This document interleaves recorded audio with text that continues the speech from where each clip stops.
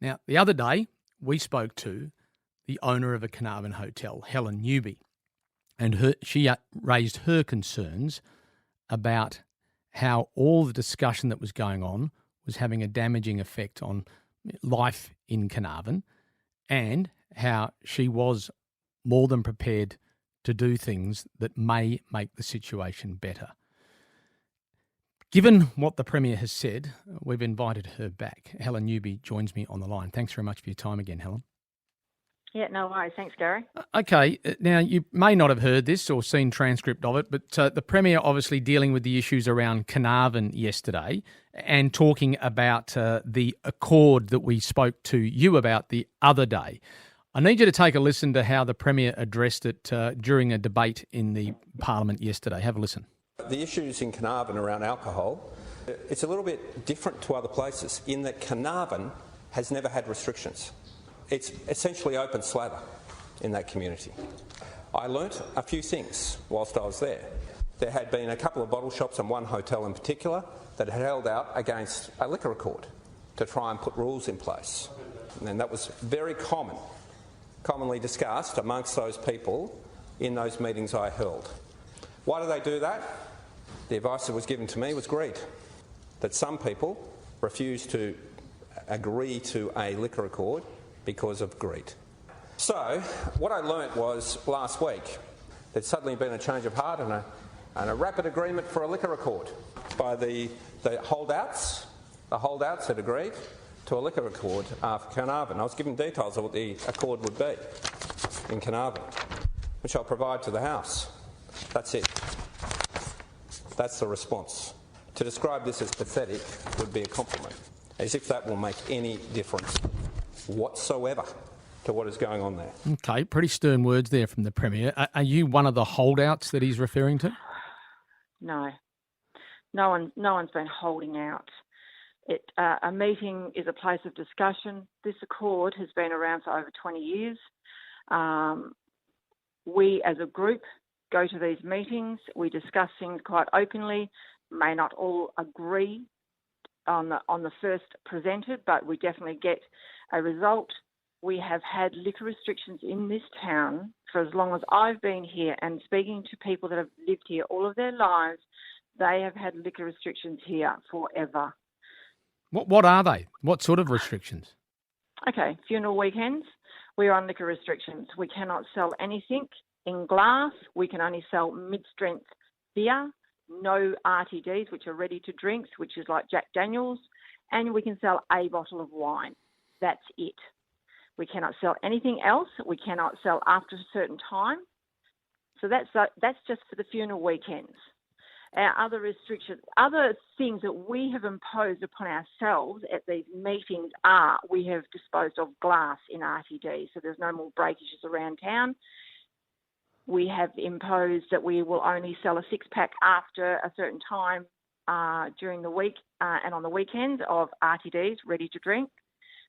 We have gotten rid of glass out of all of our facilities. I've just got to bring up my paperwork. You're sorry. Right. I'm probably.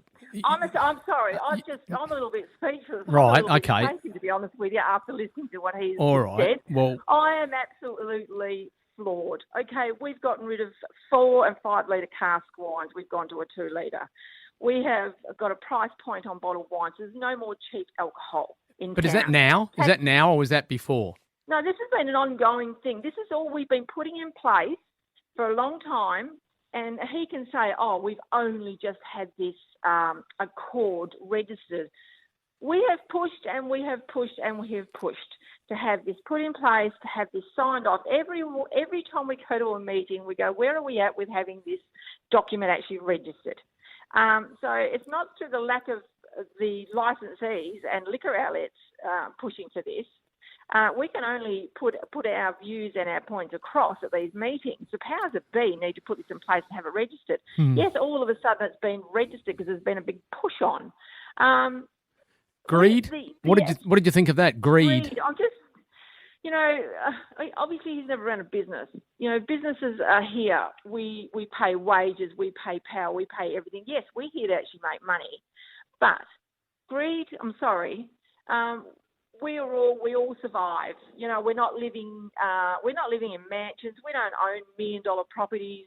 We're just the average Joe doing our best, and we work for ourselves because we want to work for ourselves, because we don't choose to work for other people. Because we're proactive people and we think we can do well at business. And we all do well at business. Is that greed? No, I think it's just well-managed business people doing their job and doing the best they can. You know, when he talked about the holdouts, he talked about 1 pub and 2 liquor stores. If you're saying it's not you, I mean, is he? I know he's already sort of suggested that the the local member for North West Central up there, Merrimie Beard, obviously is in the pub game, and her husband is the licensee of another pub. Is it her? I mean, where's this coming from? No. Do you think? No. No, Tony Beard is Mem's husband. They've got the Port Hotel. Tony's the licensee. Tony comes to the meetings. We discuss things. He's against prohibition. Yeah. Because it doesn't work. He's not. Tony says his piece. He's been here all of his life. He's ran this business. He's had that pub a long time. So no, as having a discussion. Anti is putting your point across. Is that being anti? I don't think so. You're allowed to have an opinion and a point, as far as I know. All right. No, so I'm just astounded. We have one other hotel in town, and that's it. And yes, we have 3 liquor outlets in town. 2 of them are owned by a family in this town. They're a hardworking family. Yes, they're another one that, you know, don't always agree 100% to everything, but at the end of the day, we get there and we get a result. Okay, you know, so everybody's happy. Okay, well, just finally, obviously, when the Premier was, you could hear the rustling sound when he's waving the accord, that agreement that we talked about the other day with you. He said that's pathetic. What do you say to that? After listening to this man speak, after this man came to our town and didn't speak to any of the licensees or any businesses that I've been into since he came to town, the only person around here is pathetic is him. I'm sorry. He is pathetic.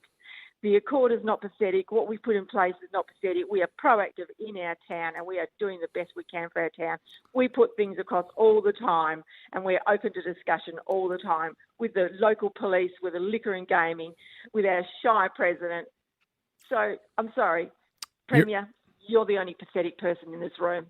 You're upset by this, aren't you? I mean, I'm not being glib there. You're upset. No, I am really upset.